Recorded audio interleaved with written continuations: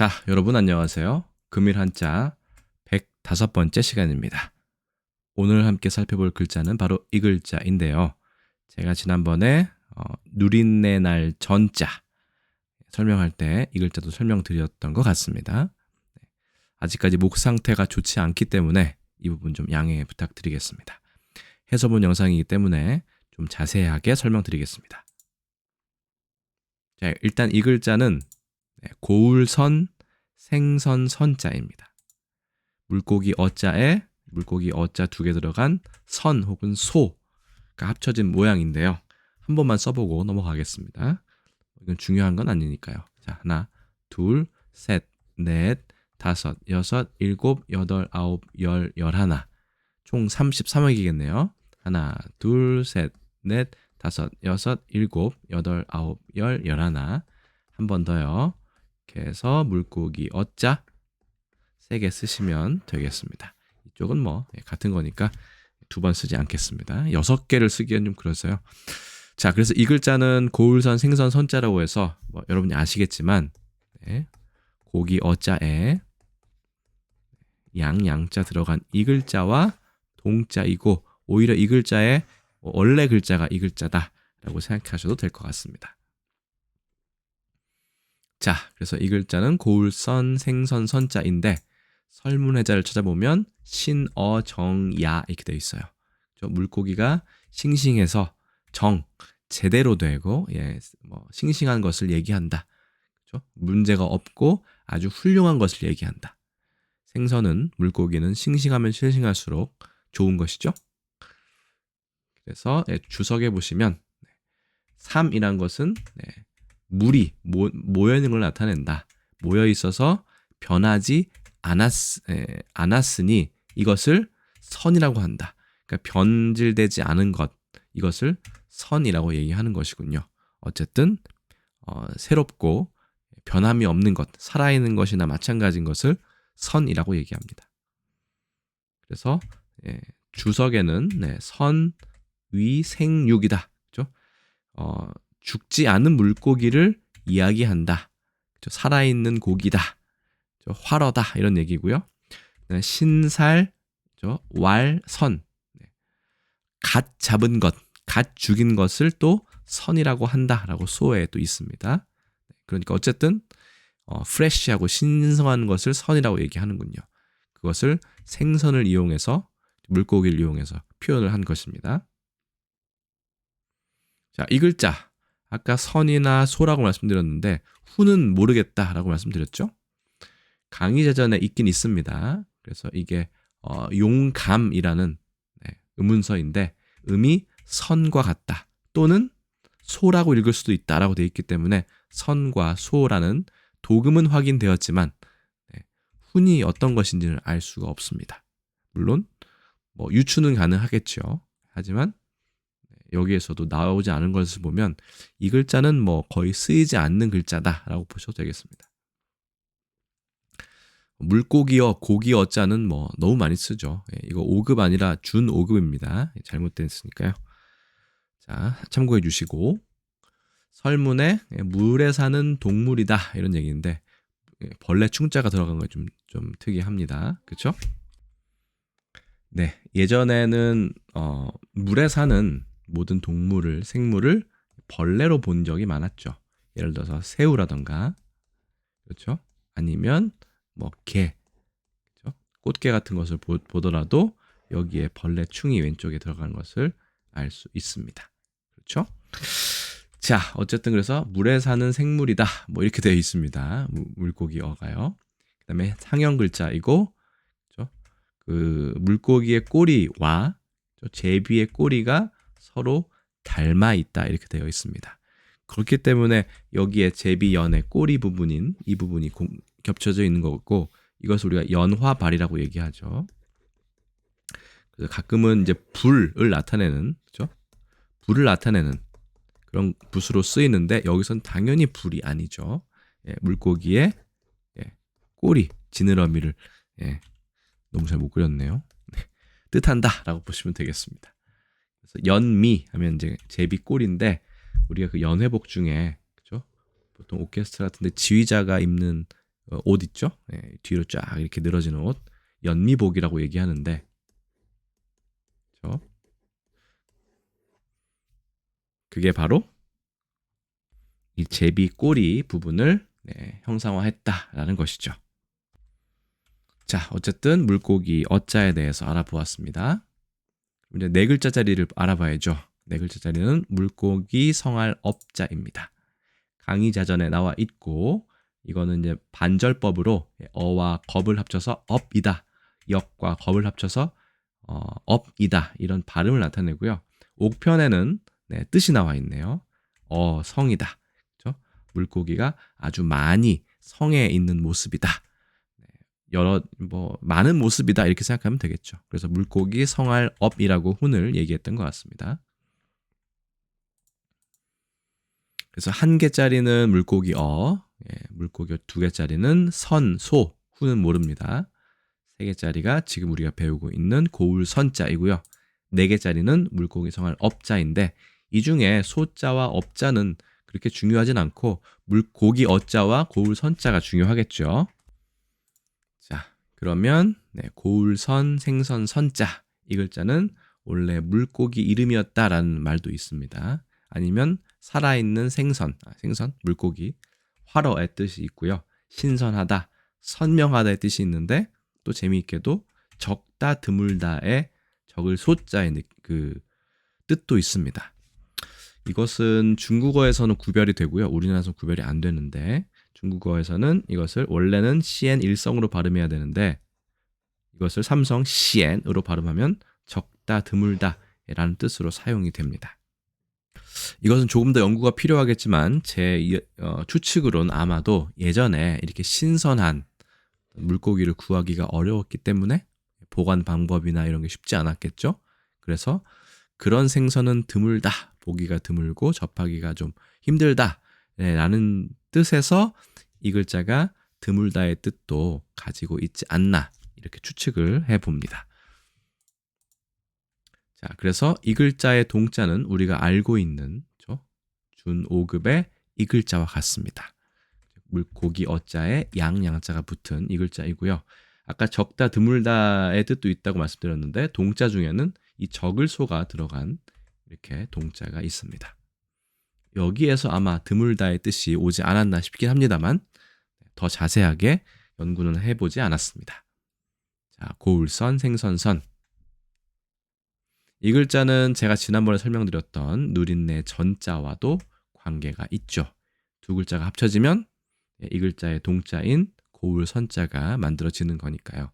둘 다 여기는 육지에서 가장 냄새가 강한 양, 이거는 바다에서 가장 그 비린내가 강한 물고기, 둘이 합쳐져서 비린내가 심하다라는 뜻에서 고울선자, 생선선자가 되었다라고 말씀을 드렸습니다. 사실 이 글자는 지금은 거의 쓰이지 않고요. 요즘엔 이 글자만 거의 쓰고 있죠. 그래서 한중일 삼국에서 어떻게 쓰는지, 발음은 어떻게 다른지 한번 살펴보겠습니다. 중국입니다. 중국에서는 이 연화발을 한 획으로 줄여버렸죠. 그래서 시엔이라고 하고요. 아까 말씀드린 것처럼 적다, 드물다라고 할 때만 삼성으로 시엔 해서 서로 구별을 합니다. 번째자는 우리 정자체와 똑같습니다. 일본어의 신자체도 우리 정자체와 다를 바가 없습니다. 다만 발음 도금은 센으로 되어 있고 훈이 상당히 많습니다. 볼까요? 첫 번째는 아자야카라는 것은 선명하다의 뜻이고요. 두 번째 아따라시라는 것은 한자 보시면 아시겠지만 새롭다의 뜻이고, 세 번째 스크나이라고 읽을 때는 이것은 적다, 드물다의 뜻입니다. 일본어에는 훈으로 읽을 때는 상당히 여러 가지 뜻을 다 포함하고 있다라고 보시면 되겠습니다. 자, 고울선. 이게 잠시만요. 네, 수정했습니다. 이거는 일단은 급수 외 한자죠. 이 고울선은 준 5급에 배정되어 있고요. 자, 단어 보시겠습니다. 선혈, 선명, 선도, 선비, 조선, 생선 등이 있습니다. 이 중에 선비와 조선에 대해서는 조금 더 살짝 추가 설명이 필요할 것 같습니다. 하나씩 보실까요? 첫 번째 글자는 선혈입니다. 생생한 피 이렇게 되어 있는데 이게 비린내가 난다의 뜻이 있기 때문에 피 중에서 신선한 피가 아무래도 그 비린내, 글쎄요 저는 좋아하지 않습니다만 뭐 피비린내라고 얘기하죠. 그게 가장 강하지 않을까 싶습니다. 그래서 선혈이 하면 오래되지 않은 피를 얘기합니다. 선명한 피. 선명, 산뜻하고 뚜렷하여 다른 것과 혼동되지 않는다. 이게 고울선, 예쁠선도 되는데 그 이유가 그 물고기가 막 잡았을 때 아니면 살아있을 때가 훨씬 더 빛깔이 생생하겠죠. 눈도 그렇고 그다음에 뭐 옆에 줄무늬 모양도 그렇고 아무래도 썩어 있는 것보다는 훨씬 더 생생하지 않겠습니까? 그래서 선명할 때 선이 고울 선자가 생기고 명확하다의 뜻이 생긴 것이 바로 그런 이유가 아닐까 생각합니다. 그 다음에는 선도인데요. 이거는 신선도의 준말이기도 하고 생선이나 야채 따위의 신선한 정도라 그러니까 신선도의 준말이 맞겠네요. 그래서 원래는 이게 물고기의 어떤 싱싱한 정도를 나타내는 기준이었는데 이게 확대가 되어서 일반 양이나 소나 돼지, 닭 등의 일반 흔히 말하는 육고기에도 이게 쓰이는 것이고 거기다가 또 확대되어서 야채, 식물에도 신선한지 아닌지 판단하는 기준이 된 것이죠. 상당히 재미있는 부분입니다. 그리고 두 번째 뜻으로 빛깔이나 명암의 선명한 정도도 선도라고 할 수 있겠습니다. 선명한 정도라고 볼 수도 있겠네요. 그 다음 글자는 생선입니다. 말 그대로 먹기 위해 잡은 신선한 물고기인데 생선할 때 선자가 이 선자를 쓴다. 어떻게 보면 상당히 어울리죠? 물고기에 쓰이던 단어였는데 정말로 물고기의 뜻으로 활용이 되고 있으니까요. 원래의 뜻에 충실한 그런 단어라고 보시면 되겠습니다. 그 다음엔 고유명사인데요. 선비입니다. 중국의 이민족 중에 하나이고 북아시아에 살았다. 선비라는 선비족 역사 시간에 들어보셨을 것 같긴 한데요. 자, 이 선비가 왜 선비인가에 대해서는 요사 세표 부분에 나와 있습니다. 어쨌든 앞에 뭐 어떤 선우가 병력으로 동호를 습격해가지고 거기에 점령했는데 그 점령한 곳이 마침 산 이름이 선비산이었다.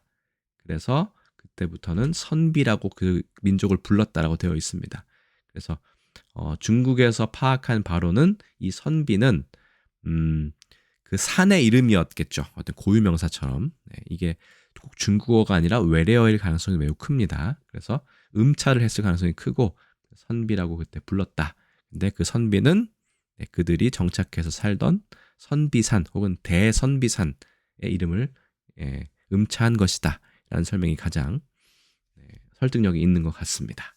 그래서 선비족 알아보았고요. 그렇죠? 우리 대한제국의 바로 전 왕조죠. 선비 아니요 조선 죄송합니다. 조선에 대해서도 알아보고 오늘 컨텐츠 마치도록 하겠습니다. 조선은 우리나라가 최초에 세운 국가 기원전 2333년으로 되어 있으면 이건 우리가 흔히 말하는 고조선이죠. 오렐 고자, 옛 고자를 쓰는 고조선. 그리고 그거와 구별하기 위해서 두 번째로 그 다음에 세운 나라를 1392년에 이성계가 세운 나라를 조선이라고 얘기합니다. 한양에 도읍을 하였고 그 다음에 불교를 배척하고 성리학을 기본 이념으로 삼았다. 뭐 우리가 잘 아는 내용인데 왜 그러면 조선이라는 이름을 굳이 세웠느냐? 그러면 아침 조자는 아침이라는 뜻으로 알겠는데 이 선은 도대체 무엇인가? 생생한 것인가? 이런 거에 대한 설명이 아주 명확하지가 않습니다. 그래서 제가 그래도 그 중에 명확한 부분을 좀 찾아서 가져와 보았습니다. 저도 이번 기회에 좀 많은 걸 배웠는데요. 일단 조선의 국호에 대해서는 명칭의 유래와 정확한 뜻이 밝혀지지 않았다는 것이 일단은 지금의 학계의 정설이라고 보시면 됩니다. 그리고 예전에 그 분석에 따르면 이 아사달의 도읍을 정해서 아사 이거는 일본어의 아사와 똑같이 아침의 뜻이고요. 우리나라에서 일본으로 건너갔을 확률이 크겠죠, 이 말이. 달 같은 경우는 예를 들어 응달, 양달처럼 땅을 뜻한다. 그래서 막연하게 아사달의 도읍을 정했고 조선이라고 불렀으니 아침의 땅이라는 뜻이다. 라는 설명이 가장 주목을 받고 있었습니다. 그런데 문헌적인 어떤 그런 고찰이 좀 부족했기 때문에 이게 왜 아침의 땅이 되었는지에 대해서는 명확하게 설명을 한 경우가 별로 없었습니다. 근데 일연의 삼국유사에는 이렇게 나옵니다. 일단은 그렇죠? 위서운, 그렇죠? 내왕 이천제, 이건 년자예요. 해년자 똑같은 거죠. 유 단군 왕검이고 입도 아사달, 개국호 조선, 여 고 동시다 이렇게 되어 있습니다. 위서에서 이르기를 2000년 전에 단군 왕검이 그대로죠. 도읍을 아사달에 세웠는데 그렇죠? 나라를 열어서 조선이라 불렀다. 여기에서 아사달과 조선이 이제 동일한, 아사달은 당시의 우리 말을 음차해서 적었을 것이고 조선은 이제 뜻을 옮겨서 적었을 것인데 그렇죠? 이게 이런 시기가 고와 같은 시기다. 여기서 고는 요순할 때 요입니다. 요임금의 시절과 같다라고 위서에 돼 있다고 이란의 삼국유사 얘기했는데 실제로 위서가 여러 종류가 있는데 그중에 발견되지 않은 것도 있습니다. 근데 지금까지 전해져 내려오는 문헌으로 볼 수 있는 위서 중에는 이런 내용이 전혀 없다고 해요. 그렇기 때문에 아사달과 조선의 이 연관 관계도 이련의 삼국유사에 나와 있을 뿐이지 이게 확실하지 않다는 이야기가 있다는 내용이었습니다. 어쨌든 이 이야기가 맞다고 생각하고, 왜냐하면 뭐 소실된 위서도 있을 테니까요. 그런데 이 박광민 선생님의 논문 조선 국명 및 지명에 대한 어원적인 고찰이란 논문을 보시면 이 일주서 권사 화오해 여기에 보시면 이런 글이 나온다고 합니다. 왕래출 도상 지어 선원이다. 그래서 주를 누가 달았는데 소산왈 선이다라고 되어 있습니다. 즉 왕께서 마침내 그렇죠? 나가셔서 상을 도모하셨는데, 상은 은나라를 말합니다. 이 선원에 이르렀다. 근데 선원 중에 선에 이 주석을 단 거예요. 거기에 소산을 일컬어, 작은 산을 일컬어 선이라고 한다. 그래서 이 선이 그러면 땅의 뜻이니까 약간 구릉이 있는, 경사가 있는 작은 산을 얘기하는구나 라는 단서를 그렇죠? 일주서에서 얻은 것이죠. 또 하나 시경에 보면 대하 황의라는 편이 있는데 여기에도 보시면 탁 기선원 거 기지양 이런 문구가 있습니다. 글귀가 작은 산과 언덕을 헤아려, 이거 헤아릴 탁자죠. 도자지만, 법도 도자지만 헤아릴 탁도 되죠. 헤아려서 기산의 양 남쪽에, 양이 남쪽이죠. 한양도 북한산의 남쪽이란 뜻이에요. 양 지명에 쓰면 이게 남쪽의 뜻입니다.